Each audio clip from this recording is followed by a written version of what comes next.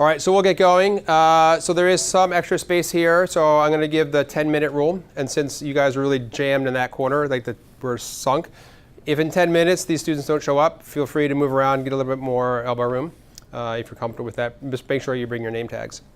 So as you guys know, I'm Ian Grant, Executive Director of the Entrepreneurship Center. This is just a really exciting day, and some of this will be a repeat for you. But there's some days that you're sort of aware of, and there's some that you circle in red on the calendar. And for me, this is that day. To be able to celebrate sort of the history of UNH entrepreneurship in the first ever induction for Hall of Fame alumni. It's just a really special day. So as you'll notice, there's 5 photos on the board, and there's only 4 people sitting. So unfortunately, Peter Paul's wife has surgery tomorrow morning in San Francisco, sort of very late minute, so he will not be here, but we'll celebrate with him next time he's on campus. So that said, designed to be very interactive, to talk about it, to sort of share your stories, and then also for Chris, Katie, and David to talk about their experiences and a little bit about maybe how UNH shaped that or didn't shape it, but more importantly about their journey, early days, mid days, late days. So you're just going to sort of talk about for 3 to 5 minutes about their background. I'm going to talk a little bit about, I'll have some questions, and then I may select some of you. I haven't told any of you who, so you'll be prepared, a little bit of the instant elevator pitch to talk about some of the projects or things that you're interested in as well. So before that, to sort of help them understand who's in the room, and I don't know what the final count is, but everyone who's a senior, raise your hand. Great. Juniors? Sophomores? And first-year students. Okay, everyone who has entered a competition, a business plan competition, social venture, Holloway, or otherwise. Everyone who has been the finals of those. Everyone who's been top 3 of those. Anyone who's won those. Great. Anyone who has started a company that has revenue. Great. All right, so a wide range. Again, these aren't wannabes. These are students who have been active and passionate and worked hard, and many of them have used the eCenter for the last almost 4 years. Devin was one of the first students to work out of here, to a whole group of incoming first-year students who are in the society that we talked about earlier. So later on, think about questions to ask. Again, it's supposed to be interactive, very low-key, relaxed dialogue. So with that, in no particular order, actually, Katie, since you're always first on everything, we'll start with Chris Dwyer. Why don't we start with you? Start with me, okay. So 3 to 5 minutes. I was a graduate student at UNH, I'll say that first, not an undergraduate. So I did my master's degree here in 1972. And while on the surface that UNH experience might not have that much to do with what I've done since, I'll make the connections at the end. When Ian first talked to me, I said, well, I don't really think of myself as an entrepreneur. So I had to think, and that may be some of the experience that you've had too. Even though I've been like the co-owner of a small business for like 35 years, that's a national business, I really hadn't thought of that in an entrepreneurial way, and I think that's something we can explore a little bit more. But then when I thought about it, it's to me, the entrepreneurial side of this is about being a problem solver all that time, being able to adapt to different circumstances, being able to take a lot of risks along the way to be able to continue doing what you're doing. And for me, that's not just a part of my business life, because I've also done a lot of community nonprofit work. I've, as a board chair, have done work with, for example, the Music Hall in Portsmouth in the startup days of the Music Hall, and with the Courier Museum in Manchester. And so there's some lessons from the nonprofit side of being entrepreneurial. And then, and this would also be interesting to explore. I've been an elected official for the last 15 years. I'm a city councilor in Portsmouth. And so what entrepreneurship might look like in the public sector is yet a different kind of thing, much more different than the nonprofit world and the business world in my case. So our business is connected to innovation, but in a different way. We do research, evaluation, policy implementation, technical assistance to state and government agencies, and product development related to all of those pieces. So the connection to innovation is when foundations or governments have new programs, new ideas. We may do the grounding research related to it, the applied research. We may evaluate the results. We may have people implement activities. So in those arenas at state agency levels and at the federal level and for foundations, we do that kind of work. We're a national company. We have offices in Denver, Portland, Oregon, Tampa, and Arlington, Virginia, near Washington. So we have a regional as well as a national base from each of those offices. And our work is in education, it's in arts and culture, it's in community service, community engagement work, and it's in behavioral health and prevention, treatment and prevention. And we've been doing this since 1985. And that, as I was talking to people ahead of time, our work depends very much on adapting to the context over time, as you can imagine, and adapting to the political environments over time. Even though we're not political, those political forces are shaping what state governments are doing, what federal governments are doing, what philanthropies are doing. Most of our staff would have PhDs, so it's a highly professional staff.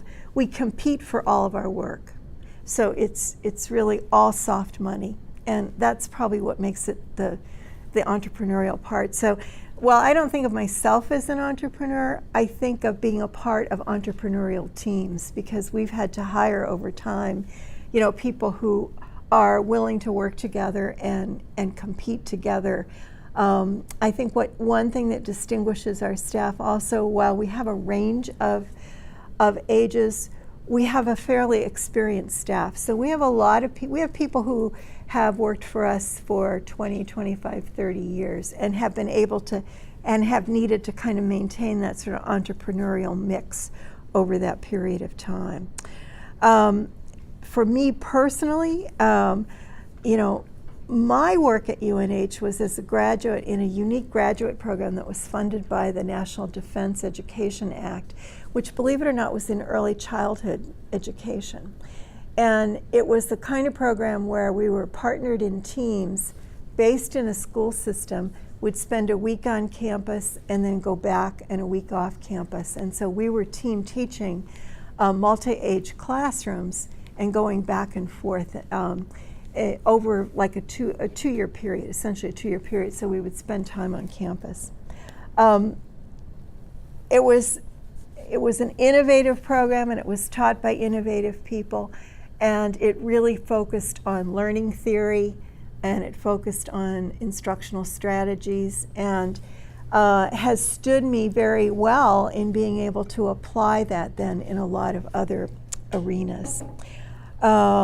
So for me, I've been able to do things like work on most of the PBS children's programs that you probably grew up with by being able to develop research-based frameworks for those programs to understand what their child development backdrop would be. I've developed a lot of different videos and tools that help translate research into education practice and strategies so people can see what it looks like in the classroom.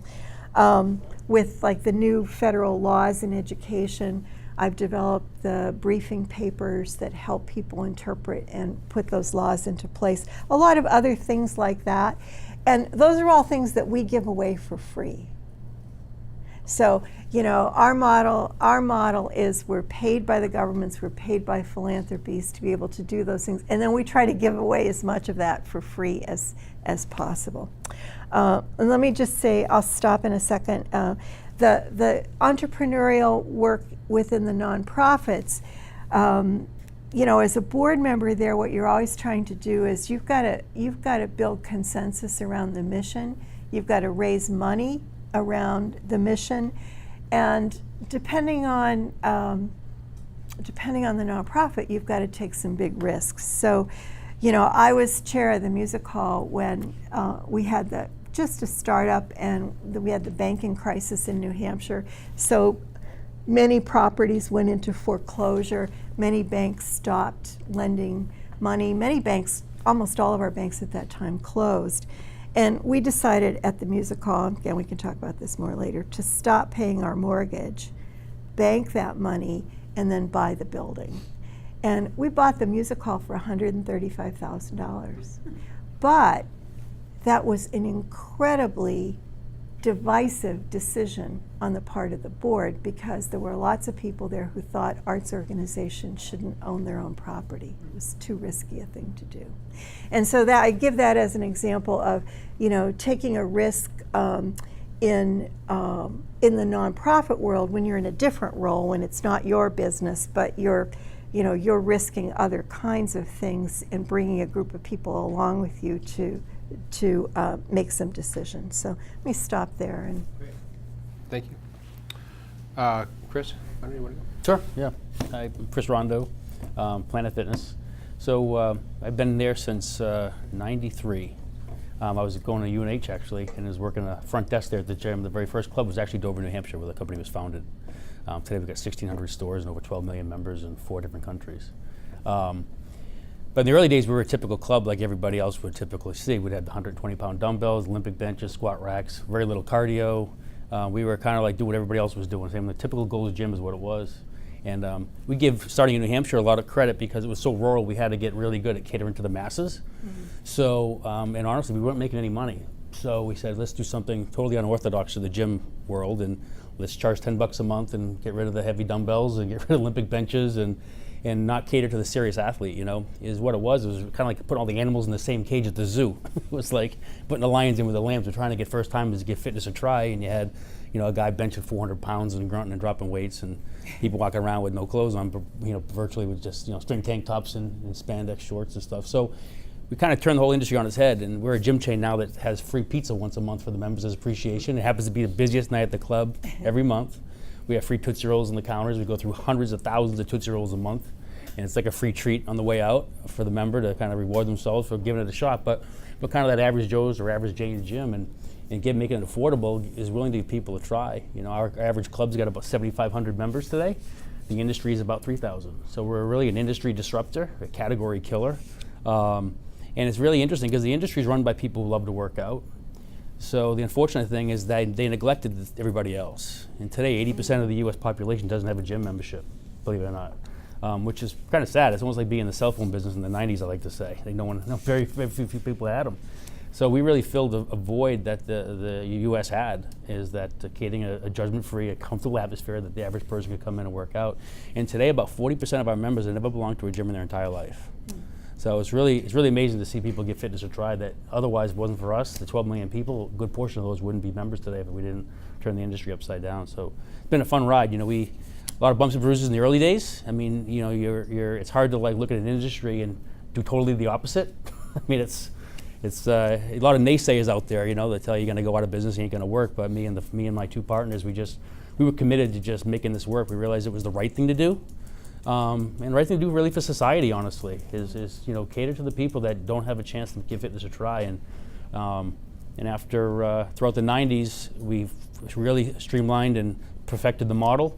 And in 2003 began franchising it, and that's when it really took off. And what it was our franchisees then took our business model that was created in New Hampshire. We only had 5 locations, all in New Hampshire. We had to get really good at marketing and catering to the masses because it's so rural. And then you see the franchisees take this business and put it in Orlando, in Atlanta, in New York City, and in LA, and it just works even better because it's just more volume because there's more population. And it really took off from there. So we went from 5 locations in 2003 to now 1,600 plus. We open about 200 a year. And it's been an amazing ride. It's been, you learn a lot. Now we're a public company. We went public 3 years ago, which has been fun. I've enjoyed that a lot. It's, you definitely seem to run the business in a much more refined lens being public because you're answering to a lot of people. and you got a lot to prove every quarter. There's no such thing as making it up. It's been a fun ride, but it's a learning experience, and you learn every day. But it's been great. Thank you. David? Thanks. Hi, I'm David Shaw. I was here from 69 to 72 and was an English and political science major with the intention of being a writer. My role models were the experiential writers of our times, like Kerouac and Mark Twain and Hemingway and Jack London, people like that. So I rode out of town on a motorcycle after graduation intending to be a writer. But anyway, I have to say today I'm a failed writer. But I've done a few other things. So I went from there into public service for a small time. I worked for an independent governor in Maine who put me in charge of, from a policy and planning point of view, marine resources, agriculture, forestry, and a few other things, none of which I knew much about, but I learned a lot about. And I feel like I did a great job there. But I then discovered, to my surprise, that business was interesting. I had never really thought that business was interesting. It seemed boring and drab. And but what I fell in love with the science side of business, the high-tech science side of business, and came to the conclusion that we're living in the most interesting and transformational period of new science and technology in the world. And I didn't want to be on the sidelines for that, like talking about it from the public sector point of view. So I started my first company. IDEX Labs is a public company, about a $15 billion market cap and 6,000 people or so with $1.5 billion in revenue. And what I started to do was find new technology that would be game changers in the markets we went after. And in that case, it was veterinary diagnostics. So human diagnostics, doctors were starting to use a whole new generation of technology to do in-office or even patient-side testing, and we did the same kind of thing in veterinary medicine in 50 or 60 countries around the world. And as it got bigger, I sort of longed for the early days, the creative days, the act of creating and shaping a business versus running a big organization. So I started some other businesses. Icaria, we changed the sort of pharmaceutical critical care market with it. We commercialized a drug for we commercialized inhaled nitric oxide for hypoxic respiratory failure. And this saved the lives of 25 or 30 babies a week. It still does. So these are these blue babies in NICUs. And at IDEX, I was very interested in the diagnostic side of things, testing and detecting diseases, but I wanted to be on the cure side. And I'll come back to the fact that simultaneously I was the chairman of the world's leading mammalian genetics laboratory. It's called the Jackson Laboratory, and it's up in Bar Harbor. And there has been no bigger technological revolution in human history than genetics, and I happened to be the chair of this at that time. And so it made me very interested in being in sort of deploying genetics and modern molecular biology to cure diseases. So I mentioned Icaria, Cytier, a cancer therapy company that we spun out of the Jackson Laboratories. So mostly medical device and pharmaceutical companies is where I've aimed.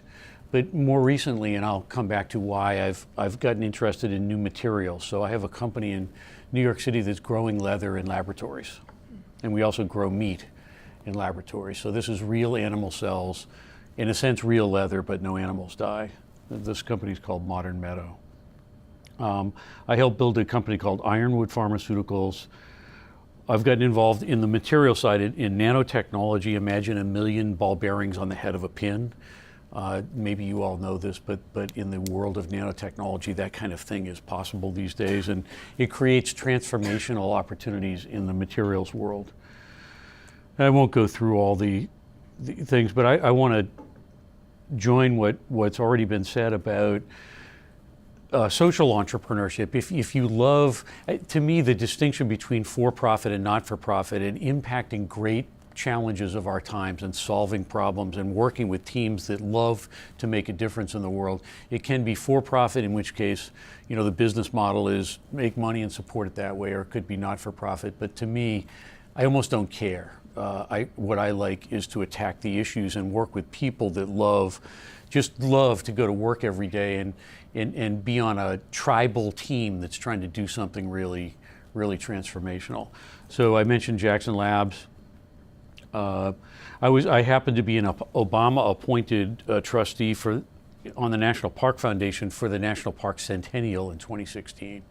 And so this was the 100-year anniversary of creating the National Park Service, and my role there with others was to look forward to the next 100 years and say, what should the next 100 years look like for what's sometimes called America's best idea? So this is hundreds of parks. We have people that like national parks here. Okay, 300 million visits a year to national parks. 300 million visits a year, bigger than all major league sports put together. It's an amazing phenomenon in America. I was at that time serving as the treasurer of the world's largest science society. So this is the American Association for the Advancement of Science, is 150 years old, a membership organization that publishes several journals, the best known of which is Science, the journal Science. And so I had the pleasure of being the longest serving director of that.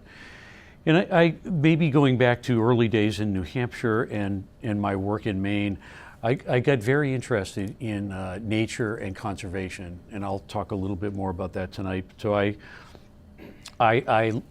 founded and launched a nonprofit called the Sargasso Sea Alliance that was the first organization to ever address the stewardship needs of the high seas in the world, which is areas beyond national jurisdiction.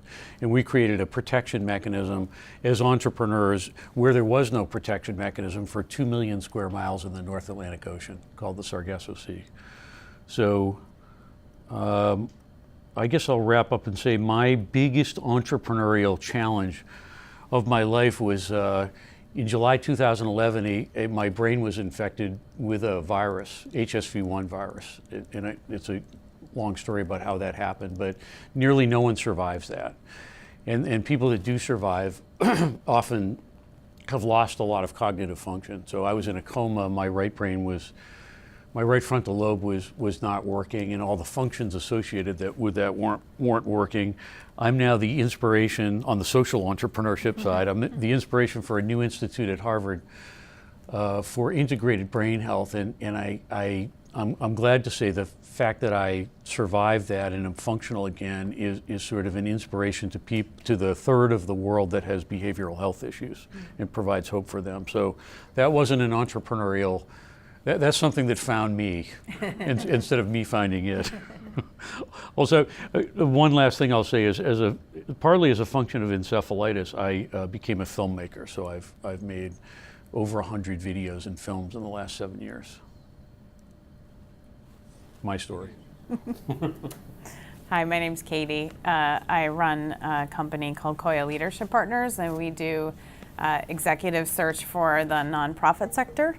So that means, in plainer terms, that we've placed the CEO of Amnesty International, the executive director of Greenpeace, the head of the MacArthur Foundation. We run the search for the board.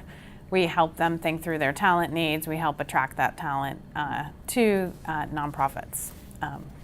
I was at UNH, I graduated in '96. I was an English, journalism, and women's studies major. I was a student athlete. I had not 1 ounce of entrepreneurial intention in me. I was also going to be a writer, still hope to be. And I was going to be a journalist. So I went off into the world and started doing those things, and then realized that a lot of the jobs in journalism at that time were really in New York City, where I did not want to live. Was following a now spouse through his PhD at Hopkins, so I also found myself in Baltimore, Maryland, where there were not as many opportunities to be a journalist as you would hope for. And when we moved to Massachusetts, I worked for several years in human resources, got my master's in organizational development, and decided I hated working for other people. And that was the moment when I realized that I actually came from a highly entrepreneurial family. I sort of looked around, and literally every role model I had was a small business owner. and everybody I admired was a small business owner, and I thought, well, this working for other people is for the birds. I would like to work for myself, and I can do what, at least, what my dad did and my mom did and my uncle. And so I quit my job and had, this is a little humiliating, but I had 3 months to make $5,000. That's what I needed to survive at the time. I was 28. And no idea how I was going to do that, and no connections in the nonprofit sector whatsoever. And everywhere I went, and everyone I told about my idea, they said, why on earth would you work with the nonprofit sector? They don't have any money. And I said, similar to some of your themes, well, I want to use my for-profit business for good. And I think the nonprofit sector deserves the same services that the for-profit sector gets. And so I just sat down at a desk with a list of 10 names and started cold calling until someone agreed to give me a search and let me run. They gave me a chance. And that one chance turned into a whole bunch of other chances. And 15 years later, we have 60 plus employees and 12 offices around the country. We do about 200 searches a year for what I not modestly think are some of the coolest, most innovative organizations in the country. This year, just the last month, we contracted with March for Our Lives to do their first ever hire. We're working directly with the Parkland students to help them figure out how they're going to staff a nonprofit, what that's going to look like, how are they going to kind of scale what they're trying to do. And on the other side of that, we're doing quite a bit of work with universities and major foundations that are trying to impact more systemic change. So that's me. That's great. What a wealth of diversity. You guys know, and I just showed the wall of some of the logos, right? That's a huge diversity. And even within 4 people on a panel, the stories and diversity, we haven't even started to scratch the surface, I don't think, of what's there. So really, really exciting. So thank you for sharing that. So I have a list of sort of open-ended questions, but I want this to be interactive. I want you all to sort of participate. You have a wide range, so some of you have done nonprofits, some for-profit. So I'm just going to open it up just to start with, if there's what questions you have, either in general of all 4 of the inductees or anyone in particular. Yes, go ahead. I have a question for David. How did you manage, what kind of connections did you have to make to get into the veterinary industry and medical field? None really. I was paying a lot of attention to human diagnostics at the time. Sorry, so I shouldn't say none, and I skipped part of my life. After state government, I helped create a company around a well-known Harvard Business School professor named Ray Goldberg, and we created something called Agribusiness Associates and went out and did strategy consulting work for food and agriculture companies, which occasionally included production animals, poultry, livestock, that kind of thing. And so in the process, I was simultaneously paying attention to human diagnostics and seeing the veterinary industry and basically saying to myself, I want to stop writing reports and advising people for a living, and I want to do it myself. I want that creative. I want to shape an organization, and maybe others will agree with this. I knew really who I wanted our organization to be. In other words, I knew what I wanted a day in the life to look like, and what the culture would look like, and how we would deal with each other. And then I had to find something for us to do. Does that look like an upside down? This is not something they'll ever teach in business school, I'm pretty sure. But so then the question is, what could we do to become who we wanted to be? And I decided that I looked at a lot of businesses and I said, veterinary diagnostics, we could become the world leader, and we did. It had a kind of razor blade consumables business, which I liked. It was riding a wave of really great technology, and it could be located where I was in Portland, Maine. It didn't need to be somewhere else. So I sort of filtered, boiled the ocean, decided that was the best business to be in, and and knew a little bit about the industry as a function of my consulting work. I also think implied in there, and that's what I've heard that consistently, is that where you started out at UNH and where you thought you'd be is far different than where you ended up. And to go from being two potential aspiring writers to where, to science, to recruiting in nonprofit, like that's how, talk a little bit about that journey, because that just doesn't happen. Like you don't just wake up and then that door opens, or maybe it did, but talk a little bit more about maybe just how you transform, because my guess is, and I've worked with a lot of you, and if not most of you in here, you have a singular mission today, but that may be, which is fine at 18 to 22 or 23 years old, but some of these turns happened at 28 or 30 or later. So talk about maybe how some of fortuitousness or ability to see those doors open or open the doors, just maybe delve a little bit more into that bucket. And Chris, why don't I start with you? Yeah. So my father owned a chain of drugstores when I was growing up, and so naturally the thought was I'd probably get out of college and end up running the family business. I loved working out, so just was working out at the gym at that point. And then when I started working there, and then we started to change the turn on like what we were doing as a business model, as far as getting rid of for the heavy athletes and catering to the first time, and it was just very intriguing. And it was, the whole, when you look at business, like the real sexy thing is to charge the most and have a spa feel, or be the best hotel. Be an Neiman Marcus is not a Walmart, but when you look at the doors you open up by driving volume and driving accessibility for people, right, of anything, right? Well, Southwest Airlines is the same thing. Disruptor just totally did something totally different and continues to do it.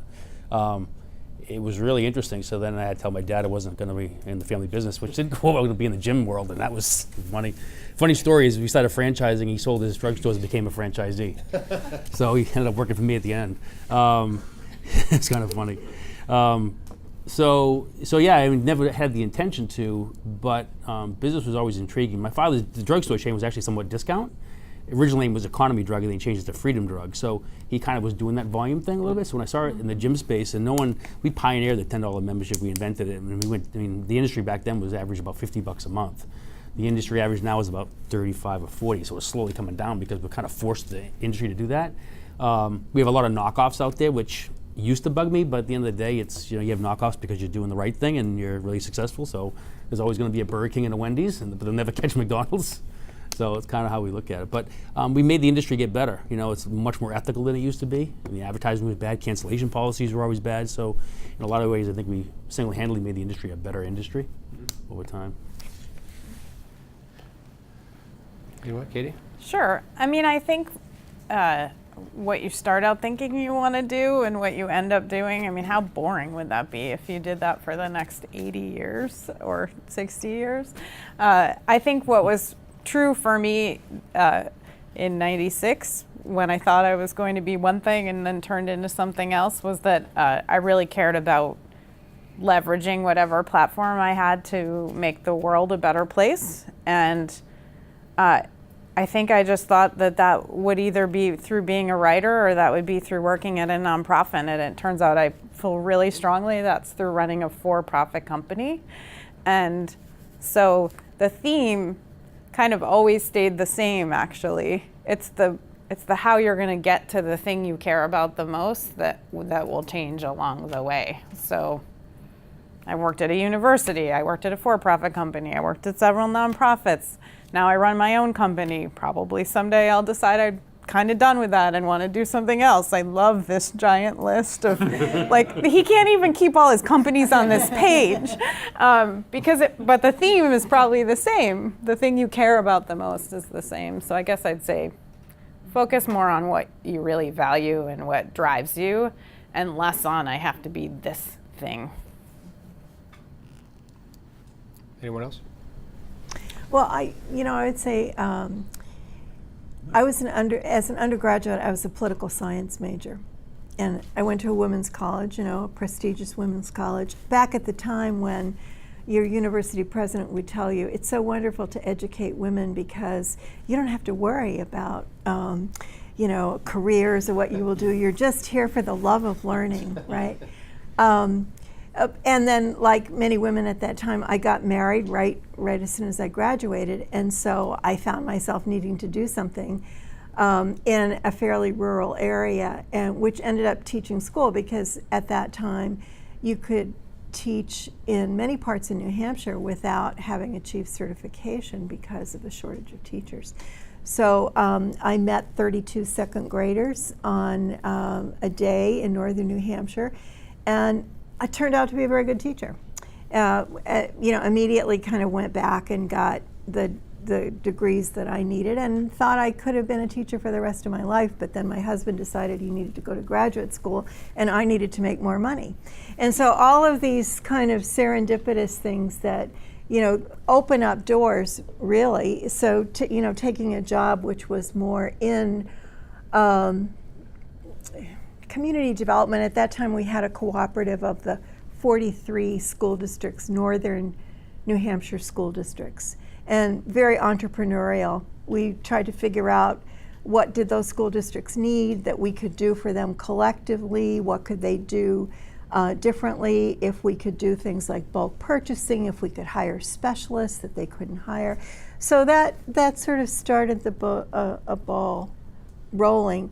All through that period, though, I had to keep coming back into the educational sphere, which is what sent me back to UNH to get a master's degree, sent me back later then to UNH to do the statistics, the evaluation, the research piece. So, it was very iterative during a period, for like a 10-year period, and that's probably true for lots of people. It isn't like education and then you're out. It's like education, take a step, come back. And through the many different opportunities in our state, extension, et cetera, as well as coming onto campus, that was like a decade of my life where that was a lot of what I did with my time, was to fill in those other educational gaps. Other questions? Omar. Yeah, so mine might be like a little bit more specific, but Katie, like looking at those first 10 people that you're cold calling at the beginning, how do you like build credibility to entice these early adopters when you don't really have maybe the educational background or work experience that back the industry you're trying to break into or innovate? So I didn't have any of that. I think I was trustworthy and connected with people quickly on the phone. So I think people were willing to give me just a listen to start with. I think I was offering a lower price point, which helped me a lot. I did a lot of work and made very little profit for a very long time. 4 years probably. I made enough to survive, but not to hire other people so my willingness to do anything was helpful. I listened really carefully. What did they actually need? Not what I was selling, but what did they need? And I think that got me my first couple of contracts, which weren't exactly what I wanted, but they paid the bills and they taught me something about what I did want to be selling. So I think being willing to be flexible, to do it for not very much money, and listen to what they want. So I'll echo that too, because I always say that the first 10 customers, and even in my own entrepreneurial experience, the first 10 customers were the hardest. Because then after you got them, you at least now had references to point to. So leveraging that, again, you guys are at different levels and different, but talk about your first customer and your first 10 customers and what that was like. So again, two of you have done publicly traded companies, still are, very different level. It's almost like wind the machine back to the old days, which again, a third to half this room has a startup, is close to doing a startup, and is in that very nascent stage. So talk a little bit about that first customer, to echo sort of Katie's point as well. So great question, Omar. Sure. So I'd say, what we kind of did is realize what the customer wanted before they realized what it was, why they weren't working out. And that saying that Henry Ford said, if they asked his customers what they wanted, they would have said a faster horse. And then he came up with a car, Or Steve Jobs with an iPhone. If he had asked back then, they would have said a better flip phone, right? And now you have apps, and apps didn't exist back then. But so we really determined, and there's a lot of intuition, we decided that it was really good that we were intimidated is why they didn't work out, why they didn't want to come in, and why they didn't stick with it. it wasn't really the affordability, because even if it was free, if it's not the right atmosphere, you're not going to stick with anything, right? You got to enjoy it. So making it comfortable was really what made it happen. And then they said, oh yeah, now I do want to work out. I do want to walk in here and be part of the gym and work out on the floor with everybody else. And what was interesting is, so it was hard at the beginning because you had to educate them why they weren't doing it, or why they weren't working out. And then fast forward, about 11 years, we started franchising in 2003. Now, you can imagine that we're trying to sell franchises, which usually are fast food, like a McDonald's or a Wendy's or a Pizza Hut, for example. And we're trying to convince people to get in the gym business and to charge $10 a month and to give away free pizza. So in the early days, it was pretty hard to get franchisees to hop on board, and we kind of give the farm away. And the early franchisees only paid us $500 a month, literally. And today they're paying 7% of sales, which is a heck of a lot more, which is about $8,000 a month, So, but the first few, it was hard. We had to give the farm away to get them. But once we had the ball rolling, it was like a snowball. It got faster and bigger and faster and bigger. And then we had the track record and the people to call us and call them. They'll tell you that it works. But in the very first, sorry to interrupt, but in the very first Dover one where you worked, so some people walk in, but how did you have street signs? Did you come to Durham campus and say, how do you get those first 10 to come in, even to come in the door to have the conversation to say, hey, this is a different place, this is the judgment-free zone? How? It was all marketing. Yep. We were almost more of a marketing company than we are anything, really. And in the early days it was postcards and local radio, where today it's digital and network television and mostly digital nowadays, didn't exist back then. To push that message, but back then it was that judgment-free zone. Tell them you're going to be intimidated. You're not going to be intimidated in our clubs. It's a comfortable atmosphere. Then the price point to boot was really got people curious to give it a shot. And when they came in, well, I'll back up a little bit, because when they came in, we also had the people that were in town coming from competition that they think they're going to get 120-pound dumbbells at $10 a month, and it wasn't going to happen. So we had to honestly turn people away and kind of unsell them, if you will. You're not going to be comfortable here. It's not a club for you. But the industry was always trying to cater to everyone, and we just found a niche, and we're going to cater to this person and stay focused on this one customer, which is always hard. I mean, it's weird to turn somebody away as a customer in the early days. Yep. It's like, the guy's ready to give you money, and you're saying, not here. You're not interested, But then, meanwhile, you have a line of people at the door, the 80% that don't have a gym membership, that say, well, this is definitely where I want to work out.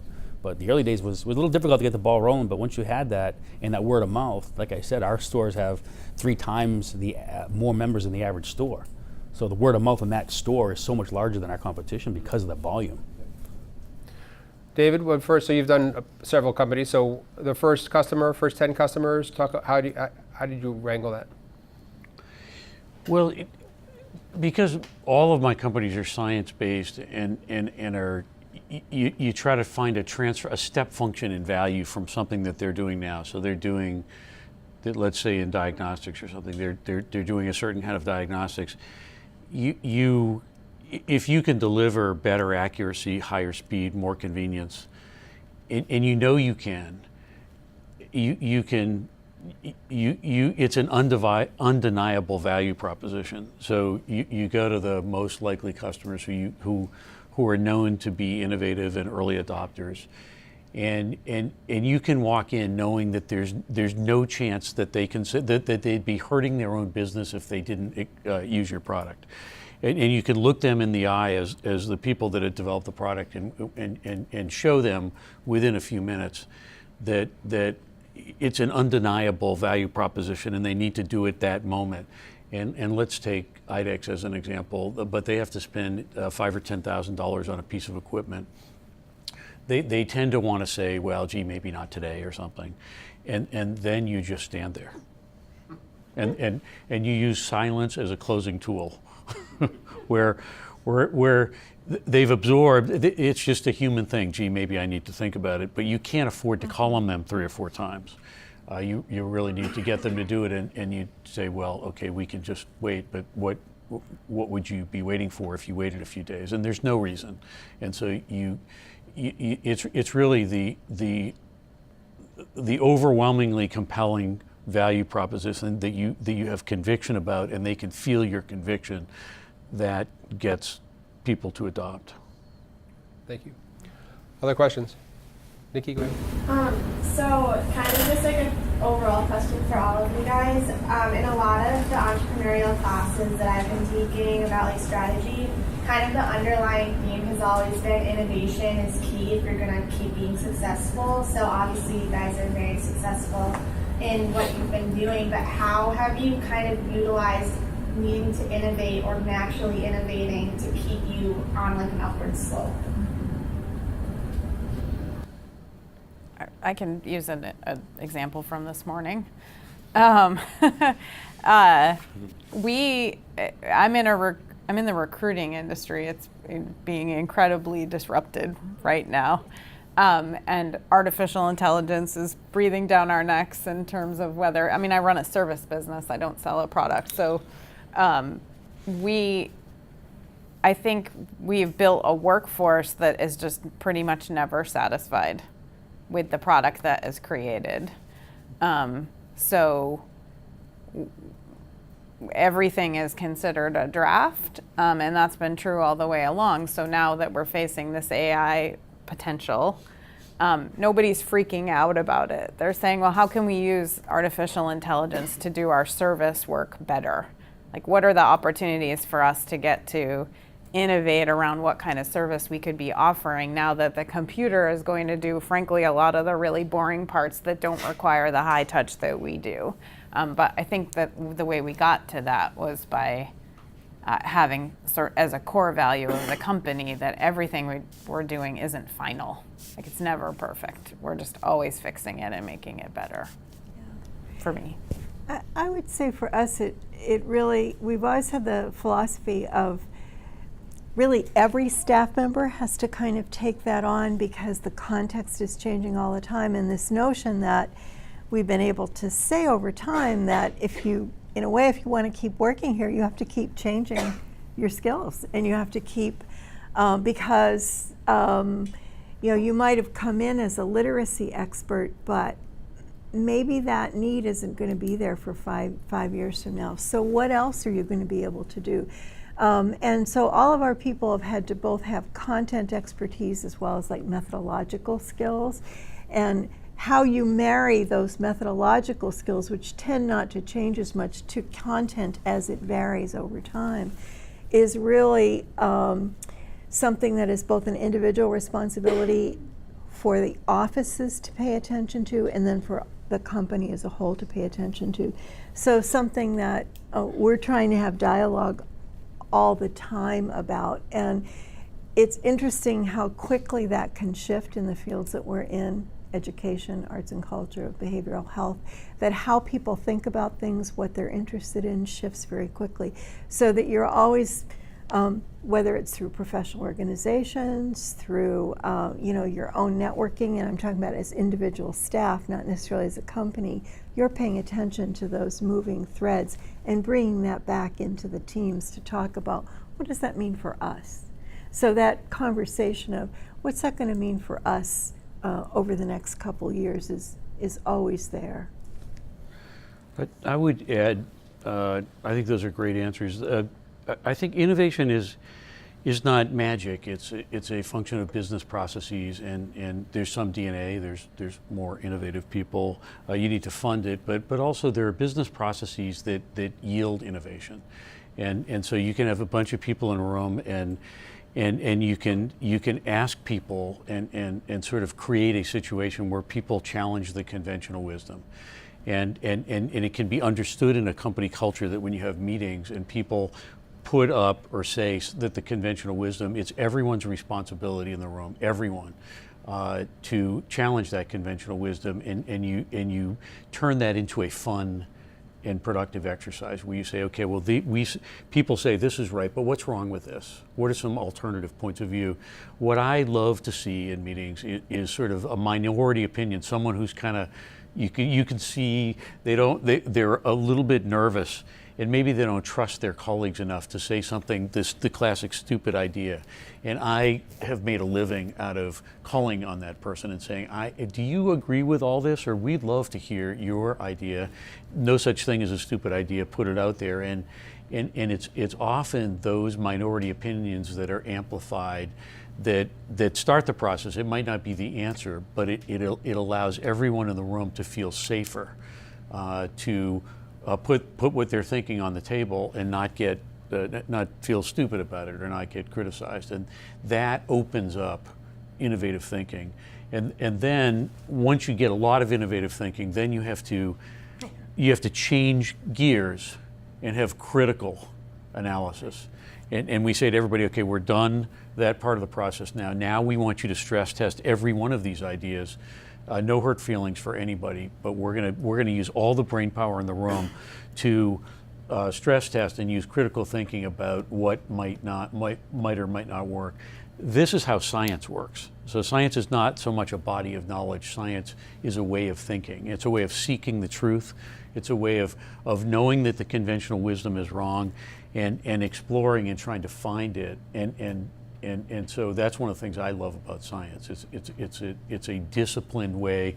And if we were in a room now and I was presenting and you were all scientists, you'd be sharpening your knives to say, you know, I don't agree with that, and have you read this paper recently, and here's another point of view. And that's what makes science progress, and that's what makes, I think, innovative thinking progress.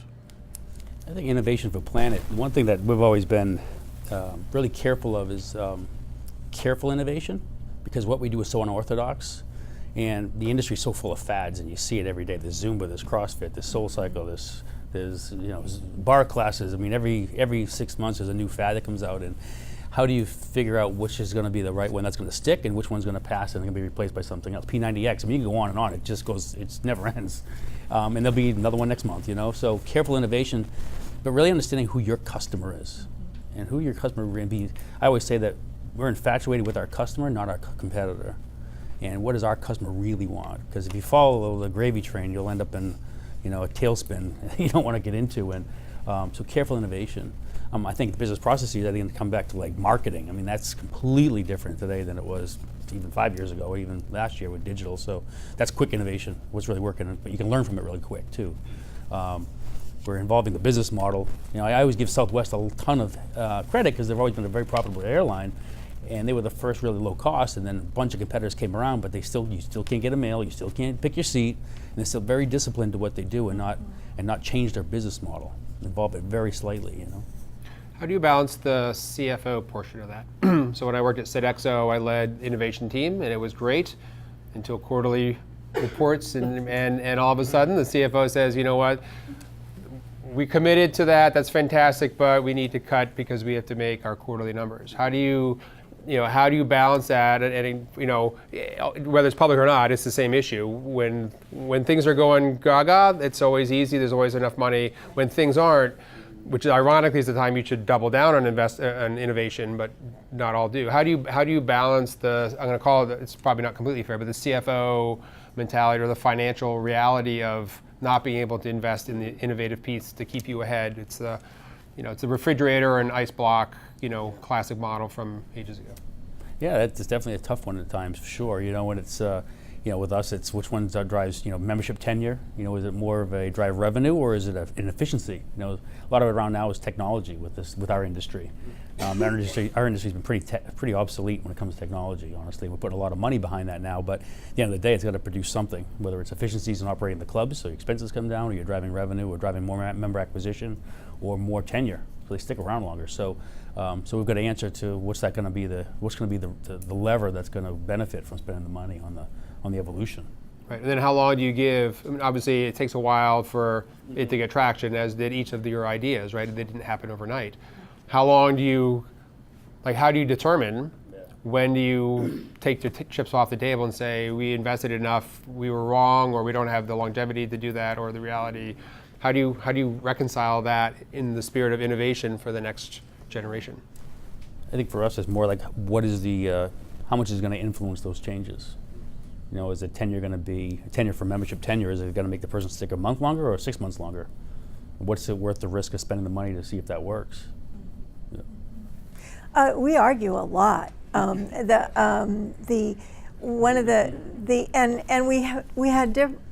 had different CFO people and mentalities at different points in our development as a private company. At times, though we're very flush, we had a CFO that wouldn't work for us now when we have to really pay attention very carefully to what we're doing. But the thing that my business partner and I I've always argued against our CFOs is our employee, because we're in a service business, our employees are key, so we are not going to cut benefits. I don't care what you say. You know, so we have our classic arguments that go around because we don't want to lose key people. You know, we can come up with some other ways of thinking about where we've got to cut back, but you know, we'll put a stop on some things. So we're interested in all of us. We just had this meeting yesterday, and he came to us with a whole lot of ideas that he said, I think most of these are non-starters, but let's go through them. And you know, we came up with a few that we thought would be good ideas. But it is a tug. It's a constant tug. You know, particularly when times are not flush. Constant. Other questions? Dylan, go ahead. So, for Chris, connecting this back to the innovation question asked by Nikki, I'm very interested in your education background. The startup that I have focuses on managing professional development for teachers with the goal of trying to innovate in education to make teachers more effective, more powerful at what they do. Because, I mean, as a 20-year-old who's been in education his entire life, like education is all I know, and it's so important. I mean, you gotta educate your people. So I guess I was just wondering, one of the things I've noticed is education moves slowly, and I think it's because of that reason. It's so important that you can't just introduce these radical different things. You can't just necessarily turn education on its head because of how important it is. And if that doesn't work, well then you're in trouble. So what have you noticed, sort of in your experience, as far as innovation in education goes, and where do you see education going in the future? Yeah, there are pockets of innovation in education, and they typically are in the most stressed environments where people have kind of given up on other means, and they're often areas in which people aren't. They're often areas in which you don't have parents who feel that they're very successful, and so school has to look exactly like it did 50 years ago when they were in school. So the innovation is often in poorer, more disadvantaged areas. And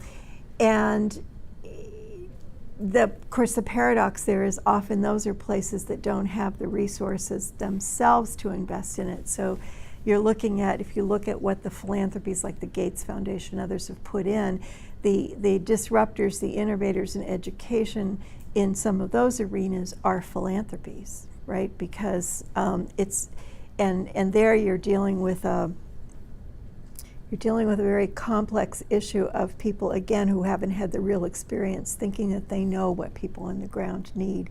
So the intermediary function in education is very important, to intermediate between those who think they know what needs to happen and the people on the ground. That intermediate area is an area that we play in, and there's a lot of room in that intermediate area. But stuff on the ground changes very slowly, you're right. On the other hand, a tremendous amount of money has been wasted in education because people buy fads. And I used to hear, I did a lot of work in New York City. Rudy Crew was the chancellor of New York City, argue with people and say, there is so much money in urban education, there is more money than we know what to do with and we know how to apply effectively. The place that in my whole career it's taken us to get to is this notion that we have got to apply evidence. And so now in the federal funds that go into education, and the states are supposed to do the same thing, people will not be able to use those unless there is an evidence-based product. But the marketing dollars, the big publishers, consolidation in education, just like in healthcare, the big publishers have a tremendous amount of money to market products that really have no evidence behind them. So same thing goes with professional development. Evidence-based professional development is really where the federal and the state investment funds are going, but it's very messy. you know. It's very messy because the big dollars, the commercial work is not evidence-based for the most part. And it's overwhelming, you know, the innovation. Thank you. Yeah, my question's for Katie and David. I just wanted to bring up, there's been a lot of evidence that English majors have seen a lot of positions and CEO positions and higher up level management. And I just wanted to ask you what that, you know, major, that education has given you to perform your job.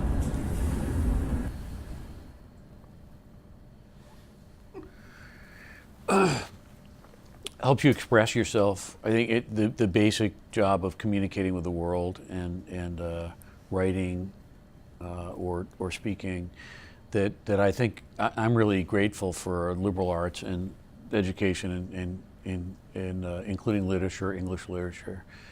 And so I think it helps you study how people have influenced the world through the written word, through the spoken word. And we talked about selling or influencing customers. We all sell every day, and you know, in different ways, trying to convince somebody to go on a trip or whatever. But so I found that deliberately studying great writers and effective ways of writing in English is a core skill to sort of create expressing to the world your ideas in the most compelling way. So I'm really glad that I spent some time doing that. I think it was the core to everything else for me. That you get to learn, you know, in your own head and in classes, how to challenge others' ideas, how to critique other ideas, how to imagine yourself in someone else's position, shoes. What are they thinking? And I have to do that all day long. I mean, much of running a business now for me is dealing with employees. I don't even actually deal with customers very much. My customers are the employees, and books and literature is what taught me how to do that, sort of imagining all those worlds and where are those people coming from and what do they need and what's their point of view and what's the theme here, what am I hearing? All those basic concepts come up every day at work. And I also think it just taught me how to think critically. And the final thing I'll say is that strong writing is a dying art. And business writing is critical. I run a virtual company, so we have people in offices, but you know, we basically are a virtual environment where sometimes we have plenty of people who work from home, and how they communicate their message over email can set the entire tone of how successful they are with a senior leader. And I don't always mean that they missed a period or a semicolon. Sometimes they just don't know how to use tone to get what they need. And so in a virtual environment, which a lot of you will work in if you don't already, it's really important to be able to communicate with words what it is you want someone to do. And English literature gave me the base for that. Yeah, I agree with that. Think how inspired we all are sometimes when you read something that's beautifully written and captures something beautifully, or the same thing spoken, and that's true in business, it's true in everything in life. So, go ahead, Fred. So this is kind of an open question. I noticed it seemed a lot of you didn't go to school for business. So I was wondering how, when you're new to the business world, and how you avoid the common pitfalls and problems that many businesses encounter when you don't know what you don't know. Is it about surrounding yourself with the right people, the right resources, or how did you deal with that? What you just said, it's definitely about surrounding yourself with the right people and the right resources. But of course you make mistakes too. Even if you didn't have that background, you may have worked as I did for someone else. So you know some of the structure, some of the things that you want to do. And I think that you learn so much from the other people that you begin with as your team. You know, taking those really careful employee decisions a lot of it is instinct. Obviously, I think it's something we've worked very hard with over time to make very deliberate decisions about hires, particularly in areas like that where it's not, your area. Technology, your chief technology officer, as I start when we've started our business. That was before computers as we know them, right? So, think of what you have to learn over time, and so gradually over time you kind of learn the technology people that you need. But that's something also that you sort of grew up with in doing. Your chief financial officer, as you've spoken, somebody that you just have to rely on so tremendously. Your HR people. I'd encourage you to love not knowing. I think the in our lives, in human lives, a few things lift the human spirit more than discovery and exploration, and thinking about something you'd like to know, and then knowing it and finding ways to know it, your own ways of watching how other people do it. But that whole process of getting to know something and feeling like you've mastered it and exploring it in lots of different ways, and even challenging, like I said earlier, challenging the conventional wisdom, challenging the domain experts, because you heard a lot of us say, when you listen to the experts, the people with all the knowledge who, quote, do know, you should be saying to yourself, there's something about that's wrong. There's something about the people that do know that they're telling me or that I'm seeing that if you want to create value in the world, there's another way of looking at it that is better, that adds value to the world. And what is that? And so starting with not knowing isn't necessarily a handicap when you think about it that way. So I'm going to do a little divergent path here and flip it. As I preface, so everybody should at least be somewhat prepared, because I said I may call on you. So some of you are in different stages, early stages of your company, so I want to give you an opportunity to give a 30 to 45 second elevator pitch about exactly what your business is and what it does. And then the number one problem that you have, and you have 4 amazingly wise mentors that I'm equally going to put on the spot to see how they may respond to that. So I'm going to actually start with Nikki. So I'm Nikki. I'm a co-founder of Pierce Incorporated. So it's a piercing aftercare company.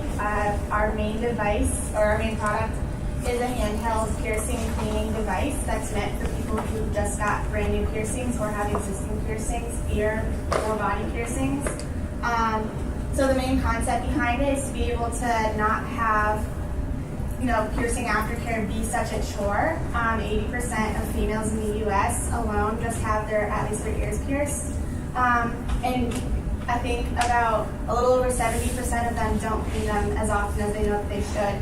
And in return, a majority of them are getting infections and irritations and cleaning them out. And it's been a real problem, especially for people who have on-the-go lifestyles. So the main device is a to-go device. It has the piercing solution, the cleaning solution inside of it. It does the piercing for the user. There's no mess, there's no setup, and there's no waste. So it's really eco-friendly. We're really focusing on having it being made in the U.S., making sure that people aren't put off by something because they don't want to hurt the environment for just cosmetic reasons. We have related products that go along with it to add on. So number one problem. Number one problem. If you asked me a week ago, I would say the technology for developing it, but we were able to kind of figure that out. I guess the main problem is kind of getting investors to understand how large of an issue it is. Just being a female in such a male-dominant market, looking for money and investment, it's been really, really tough because only 25% of men in the U.S. have had their ears pierced at some point, whereas women it's 80%. And then also, kind of tag along with that, getting it developed technologically. There's not that many female engineers out there, so a lot of the male engineers don't understand why it's so important for there not to be a mess or why it's so important for this to be very sterile. So those types of things. So finance, And then secondly, sort of engineering, how to find the right person to understand the product and to help you continue in the engineering solution. So any thoughts from the four of you on either one of those two? And I'm going to maybe expand a little bit. I'll start with there. Start with that. I would imagine that from the, I guess, studios that would do, it's called studio that would do the piercing, or what is it called, a salon, or I would think for them it's more of a success factor for their customers to not, or to be satisfied long term with their procedure, so that I would think that the salon or that group would be the ones that would want to get behind it because it would make them look better. It kind of reminds me in a weird way. My father was in the drugstore business, but he ended up specializing in fertility drugs, and what it was is the doctors, they get rated on success. So he actually ended up being the largest fertility pharmacy in the country, because every doctor in the country would send their people to him, all their customers, because they want to get rated better success. If you ran out of the drugs, then you could get pregnant, and then it was, the doctor had a bad reputation. So I would think some ways that the salons would be the ones that would want to get behind it and endorse the product to kind of make sure that their customers ended up happy and maybe got more. Yeah, so the last time that I kind of did, a nationwide type of survey or interview with those people, they, at first when I came to them 3 years ago with the idea, they said they would never sell it because people at home didn't have an autoclave to sterilize the device. So the year after that, I came back with finding a material that was able to be sterilized at home in a microwave. So that was my initial plan to try to get them to back it, but their overarching corporation is the Association of Piercers in America or something, the APA, and they don't give out money for any of that. But I changed my business model to just cater to piercing studios. So now, rather than it being a B2C kind of business, it's more of a B2B with 10% B2C. So we kind of have a subscription model where they would sell the initial kit that comes with everything that you need. And then if, let's say, they need more cleaning solution, the piercer would be the one that would be selling it. So they would say, okay, your piercing is going to take 6 months to heal fully. You need to clean it every single day, 2 times a day for the next 6 months. Would you like me to sign you up for a subscription so you get, a new solution every month to your house? And the person just has to say yes or no. They're the ones that are on the back end doing that. So they end up getting 50% of, whatever the profits are. So I've kind of changed the business model to cater to them, but fiscally, I still need to look into it more, but just based on the surface of what I was looking at, the APA, it doesn't really give out money for that. Well, I thought I was the only person who ever got an infection from having her ears pierced. So I'm interested to hear what you said. And my doctor thought I was the only person also, and he was very interested in it. There does maybe need to be a knowledge base about what a problem this could be, and I'm thinking it's that a target for the panic that you could set in are mothers who who need to know that this is a possibility, because it seems one of the challenges is creating that demand. That why should we do this? Because has anybody ever had this as a problem? Which is a media issue, right? It's maybe some key articles and some key magazines, the magazines that maybe mothers of teenagers might read to understand something that they could demand, or say, yes, you can do this only if you go, only if you're also willing to do this part. Yes, you can have a your cut. testimonial could go viral. You just flood your website with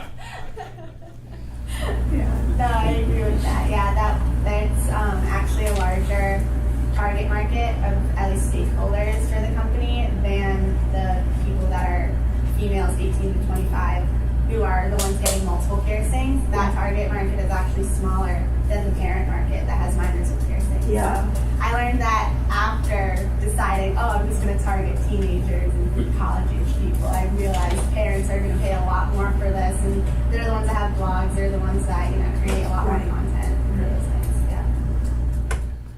So just on the question of financing, right? So the general question. So each of you at different stages, how did you find that if either self-funding, angel funding, family, friends, customers. Talk about sort of that process of the early days of putting stuff together and how you raised money, if you did. I'll talk about that. So I happen to be in a business where you have to raise a fair amount of money. So in the life science device or pharmaceutical business, you have to raise a lot of money before you can generate income. So it's when you get started that it can be tens of millions of dollars. The average cost these days in America of launching a new drug is north of $500 million. So when you think about the 1,000 or a couple thousand biotech companies in the world, they sit there and say, okay, well, I have this good idea, and knowing that they're going to have to raise several $100 million based on their ideas and how they're able to progress that. I always like going to the schools of thought about getting sort of easy money nearby from friends and so forth. That's one school of thought. I tend to be on the other side of that, which is go to the very best, the people that have been shown to be the most discriminating investors. In my case, they're usually institutional investors who are the hardest people to get funds from because they see the most deals and they're the most discriminating and they only do what they consider, maybe they see everything in the healthcare space or some other space and they have that perspective when they decide the few investments they're ever going to make. And I think it's a really heartwarming feeling when they say yes. It's maybe not as heartwarming a feeling when someone who's not very discriminating says, sure, I don't really understand what you're doing, but here's some capital. So I've always thought it's part of what I said earlier, which is stress testing the idea that you're going to spend the next chunk of your life on. It's a really nice feeling to know that your financing sources are sophisticated, knowledgeable, discriminating, and on board. Other thoughts? I sort of did it a completely different way. I don't have investors. I didn't have any VC funding. It was totally bootstrapped. My one and only attempt at getting funding was to go to the local bank and be told by the loan investor that I should go home and ask my husband if he would fund my business. And that wasn't happening because we didn't have any money. So I think, for me, it meant slower growth. Because I self-funded, it meant that I couldn't innovate all the time because I had to have the money to innovate, and I never had a big bunch of money to innovate with, at least for the first 5+ years. I think the world has changed a lot, even since 2004 when I started my business, in terms of capital for females. And female entrepreneurs. So there are so many, an overwhelming amount of resources available to help emerging, female entrepreneurs get some capital, some seed money. I think it probably is just harder to parse out where to go first, but I think there's a lot of places to do, like the competitions that happen here, but to also get yourself in front of angel investors in particular. There's tons of women who, like myself, who fund at relatively small dollar amounts, but you get the practice of pitching your idea. So I would say just start putting yourself out there to some of those groups. There's a bunch in Boston. I know there's some in New Hampshire, and they're probably your best bet. They probably care the most, so that's one, plus in your column. Our business, because it's service oriented, always has worked on a credit line.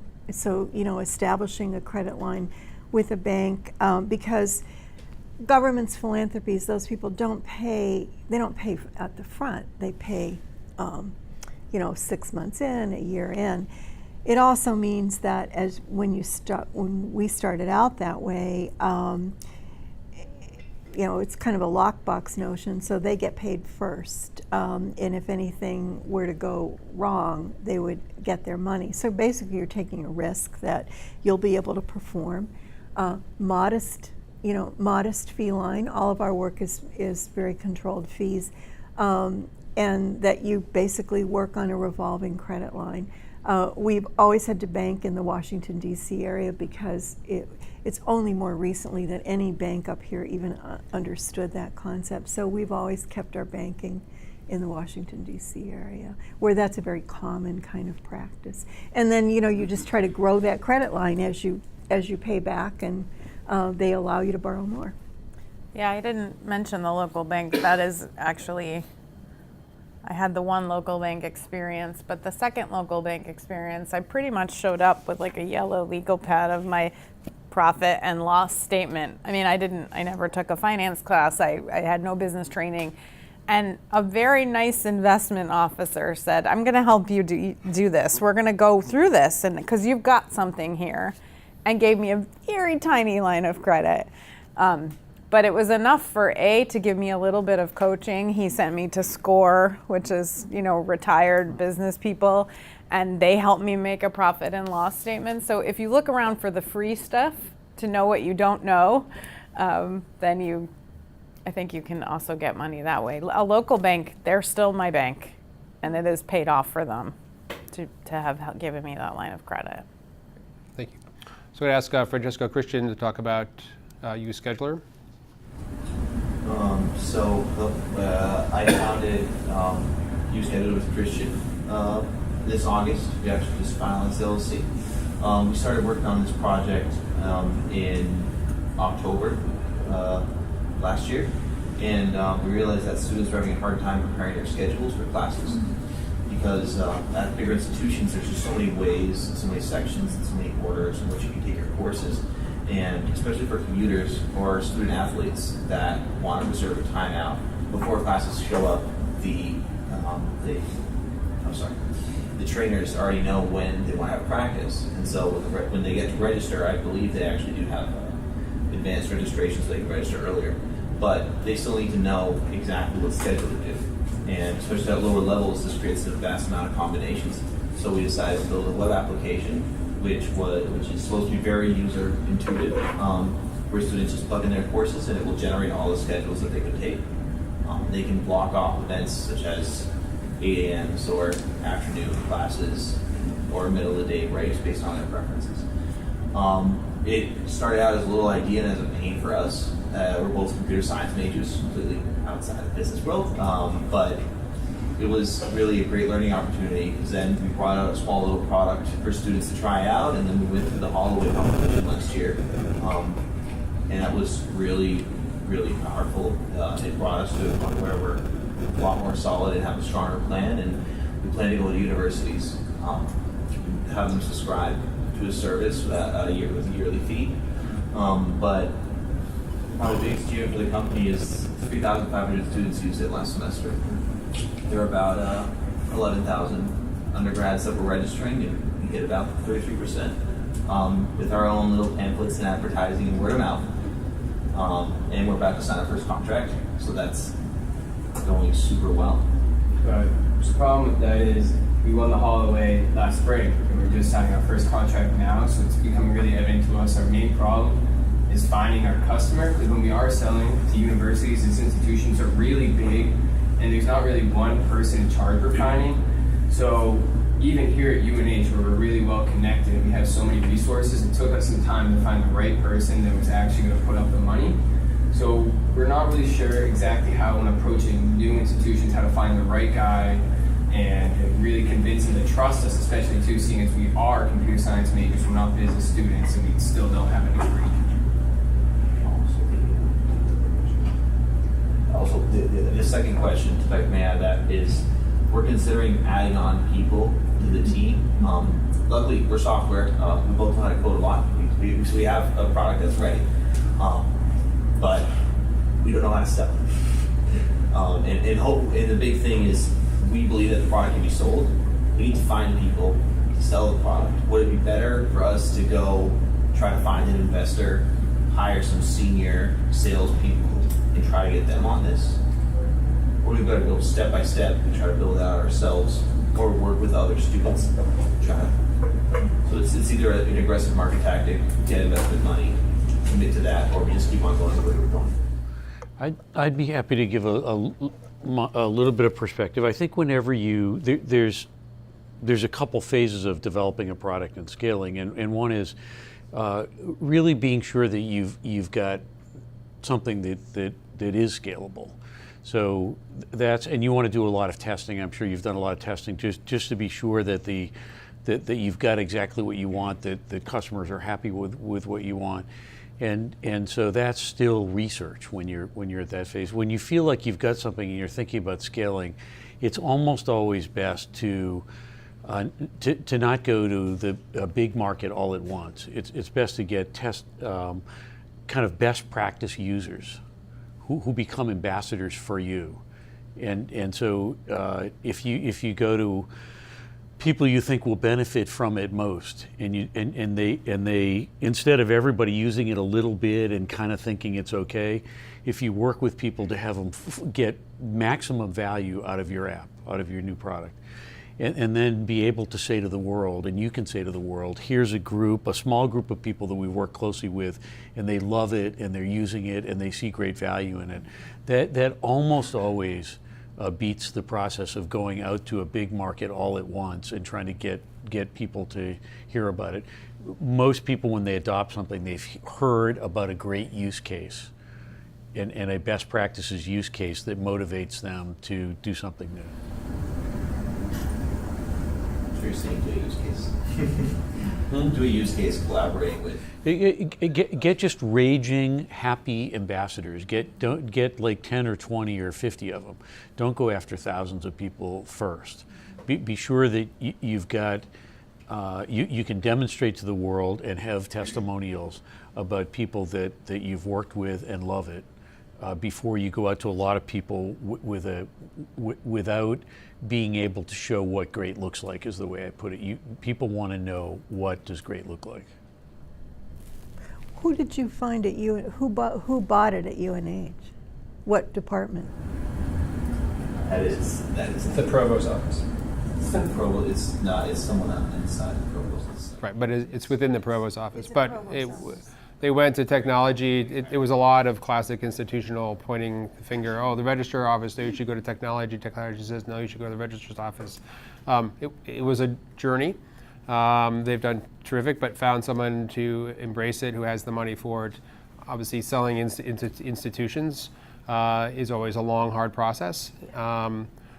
Fortunately, it's their home institution. They won the Holloway. There was some added incentive for the university to back a student entrepreneur. So it's good.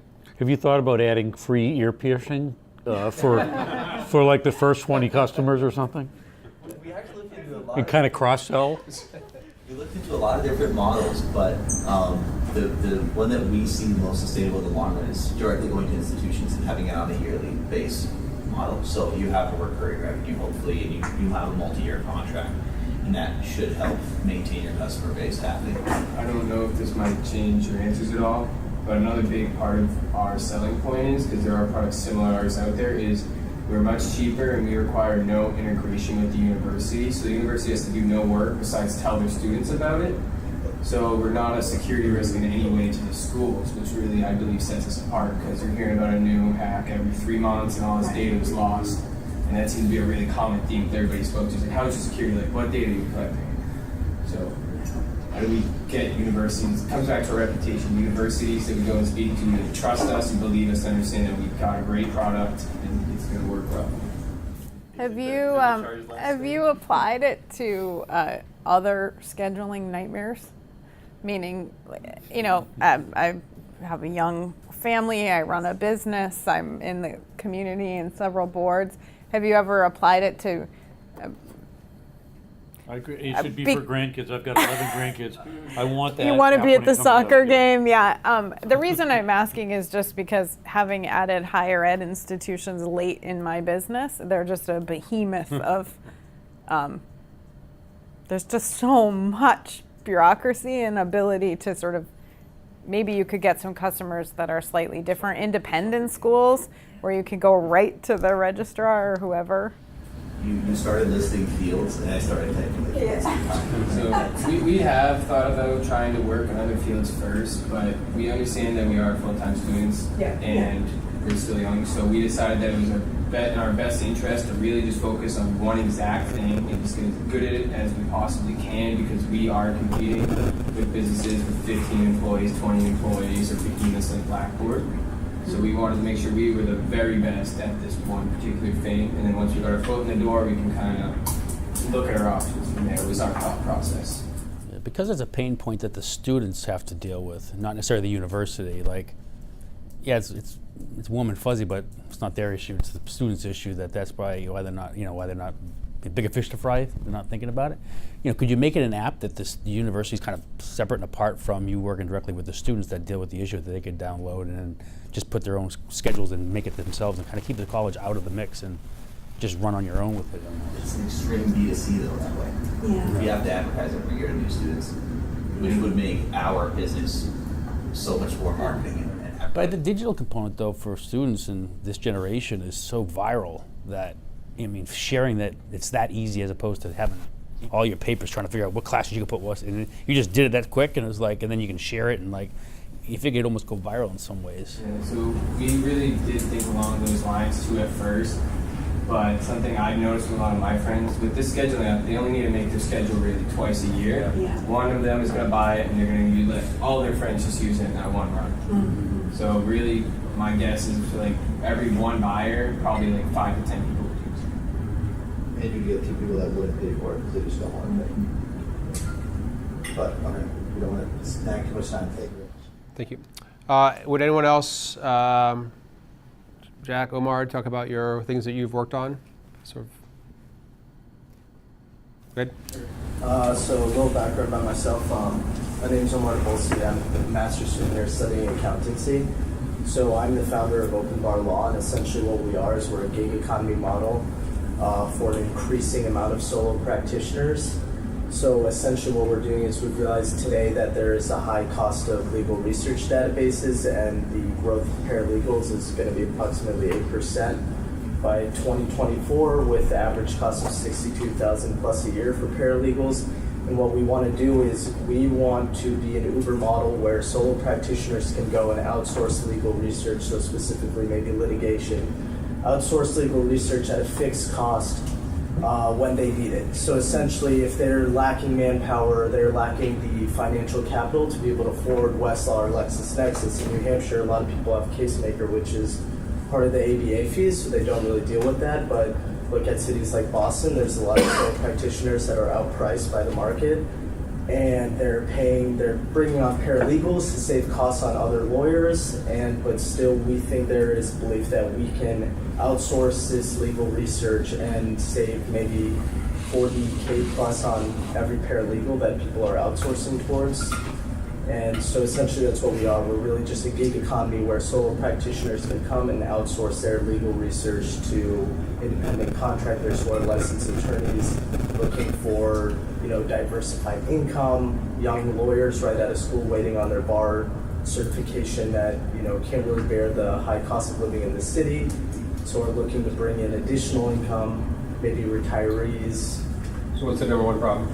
So my biggest problem right now is, and this is kind of why I touched on that question, is my background is finance and accounting, master's in accountancy. I don't have a legal background, and trying to get these solo practitioners to talk to me is a little bit difficult. After meeting with Ian, I posted a lot as like a research project that I'm doing for school. But when I want to get into some nitty-gritty questions, they start to really question why I'm transitioning into this area, and then they kind of get upset with me. So it's been really hard trying to get people's time of day. And I understand these are people that work on billable hours. I work on billable hours when I do internships, with audit. So I understand how it's, every minute really counts for something, and you can't really be tossing it out for every single person. So it's really just trying to build credibility for myself when I approach these solo practitioners, when I approach these small firms, and kind of entice them to, try our service. One route I'm taking is like, when we do our beta phase, we want to be able to fund their cost of these, their cost of outsourcing. So essentially they're getting free trials on their first round.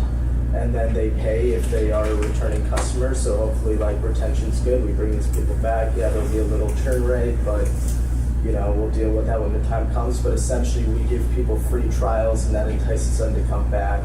Another problem is like the chicken and egg problem we face with a lot of gig economy models. So it's making sure that we have the supply to meet the demand. Like a route I tried to take was, what if we marketed this to current law students, who are looking to pick up some money here and there, but are really busy with school, so they can't go work at the coffee shop down the road. But the issue is like, they have these legal research databases through UNH, but they're only supposed to be used for educational purposes. So it's like, how do we cover ourselves if these kids are going into the library and using these legal research databases to make income when really it's only supposed to be used for school projects?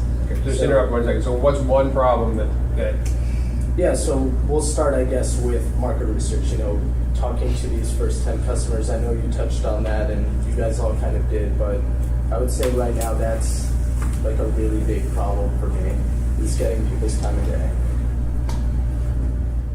I think it only takes one, which I think a bunch of people have said. So you just have to keep going until you get one customer, and then you have to make that customer really, really happy. And then they're your case study and they're your reference. And people buy things that their friends buy, that people they trust. So I think it still goes back to just keep banging on doors until you find somebody who you can just knock it out of the park with. That's all that list of 10, I only got one. But she knew 10 people, and she gave me the names of a couple people, and then the list grew from there. You're in a highly competitive profession, though. It's hard for me to see how, without taking on a partner with that legal ability, because people will test that. I mean, I would, if I were a lawyer, I'd really want to test you, because I'm giving you something I'm going to have to rely on, right? So I ask you something, and you don't even know what Latin I'm talking about. That would just, so it feels very hard to me to see how that's going to work unless you have some, I'll call it legal interface, for that, because of the nature of the profession. Yeah, so my partner is actually an attorney on behalf of the city of Boston. So that person can be the face, yeah. Great, thank you. Anyone else want to add to that? So I'm just going to summarize a couple themes that I heard, and for those of you who have been around here a lot, it's going to sound very familiar. One is, who is the customer, right? In a lot of expression, it's your customer, not your competition that you worry about. What the customer wants, I think you heard that across the board, and this notion about sort of this undeniable value proposition. So if you go back to the business model canvas, the first box is what? Value proposition. So again, very successful, multiple successful entrepreneurs here. And it all goes back to the same fundamentals in the beginning. So as you're thinking about your ideas, and again, it can be social, not social, it's irrelevant. It's the same thing, which is about value proposition and customers. So you hear it in the trenches, that's great.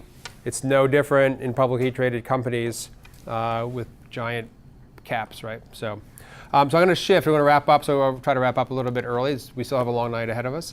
So I'm going to swap it because, so you aren't here, you weren't inducted just only because of your professional success, right? Which is amazing, your entrepreneurial success, but also because you do give back to the community. And that's an equal point. And what's amazing is that how busy every executive is, and yet there's still time to give to elements. So I know each of you sort of touched on this a little bit, but I want to give you the opportunity to sort of close with talking about that community personal passion and why that's important to you personally, as it just sort of round out the entire process here. So we're going to go in reverse order, but I forget who. I guess we ended with you, Katie, last time. All right. So you want to know what I do?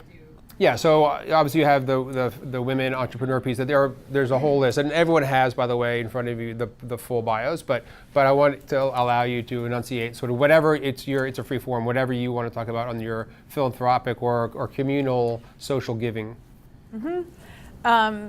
So all of my philanthropic work is really centered around one of two things. Is it going to help me learn a new skill that I need to have, whether that's public speaking or chairing a board or something that is going to make me better at my company?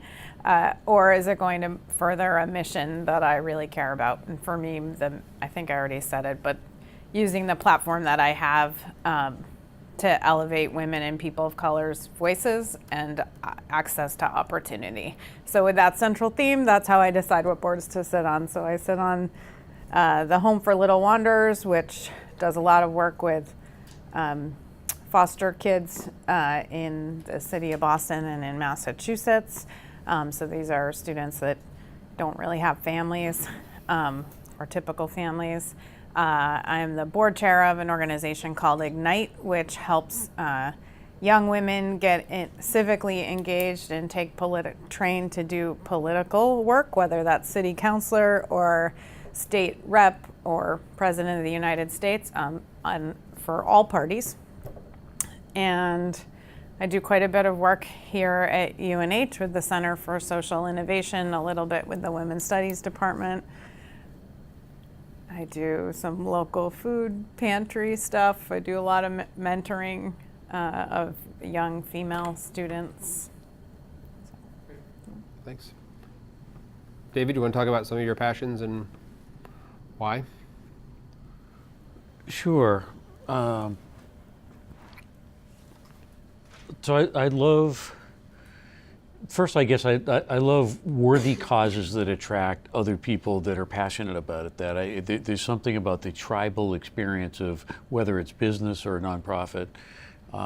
There's so many great things that can be done in the world. I love something that attracts the kind of passionate, smart, energetic people to do something new and different. And so they're often related to something that I do. So I'll just say this: as a survivor of a brain injury, it's really great for me to be able to work with in this golden age of neuroscience, where we're starting to understand how the human brain works and what is consciousness and dealing with these vast behavioral health issues in the world. It's I love to be with a group of people trying to solve that problem and address those patients. And so I guess it would be that and nature. I think the natural world is endlessly fascinating to me, and so I love, when we were talking about education and what you can do in education, I'm trying to turn parks through a program I've created and funded. I'm trying to have people reimagine the future of national parks as not tourist places, but as classrooms and laboratories. And I'm piloting that in Acadia National Park. I've lived in Portsmouth, for almost 40 years, and so a lot of my things are really grounded in community because I think it's really interesting. Our work is really national. Our work is not about New Hampshire or Portsmouth. So as a contrast, to be able then to focus your nonprofit and political work within your own community is very interesting because it connects you then very deeply to the people that you live around and live with, and even in a small city on the seacoast, a diverse class of people that help you to then make sense of the more abstract work that you do. I find that a lot of my friends who live in larger cities don't have the kind of networks or connections or the ability to, if you need to go talk to somebody who builds bridges for a living, or somebody who's a policeman or whatever, they don't have all of those networks, and I've really valued that about community. I'm also, I found that I really like to build things, and I'm not going to be able, I don't build things through my work, so I love to chair building projects and do planning board things and things that I never understood when I was growing up. The whole engineering side of things really interests me. So through my political life, I do that. I also, in the political side, from my work life, I often build frameworks, do sets of principles, and then apply them to problems. And that's a really unique in the political arena, I can tell you that. Almost nobody does that. And I really enjoy doing that over a period of time. It's in the political arena because it cuts through all the other stuff that goes on nowadays. The demonization of, local officials and whatever.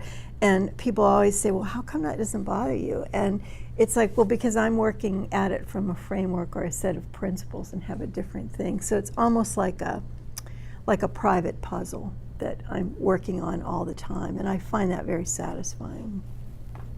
With Planet Fitness, we, as a gym chain, you first think, well, you get behind either obesity or you get behind diabetes or heart disease or something like that. And as our brand, we wanted to find something that really anyone and everyone can align with as a company and as a member with 12 million of them. And what we did is, on the heels of the judgment-free zone and an atmosphere that was inclusiveness and welcoming and having a place that anyone of any fitness level can be respected and accepted for who they are, we got behind the epidemic of bullying, and it's really true and dear to our heart. So we took our judgment-free zone outside our four walls, and we have started what's called the judgment-free generation, and our goal is to start the first generation of judgment-free society. And we're back to Boys and Girls Club of America. We raised a little over $4 million in almost 3 years. And it's all on training and teachings for anti-bullying initiatives that the Boys and Girls Clubs use for their kids. So it's really been something that's been really endorsed by the franchisees, the members, everyone really. We just did a big fundraiser to raise over $1 million in the month of September for the initiative through the members, and they pitched in, and the franchisees as well. But it's really an epidemic. It's sad. I mean, there's not a day or a week that goes by in the news there's not a sad story you see. And when I grew up, you got home. Your home was your safe haven. And these days, with social media, there's no getting away. And it's really running rampant, and it's got to stop. It's really a horrible thing that's going on. Great. Thank you. So thank you, the four of you, for your passion for your community and for the support. Congratulations on your success, and thank you for sharing the stories and for sharing. So thank you very much. Thank you.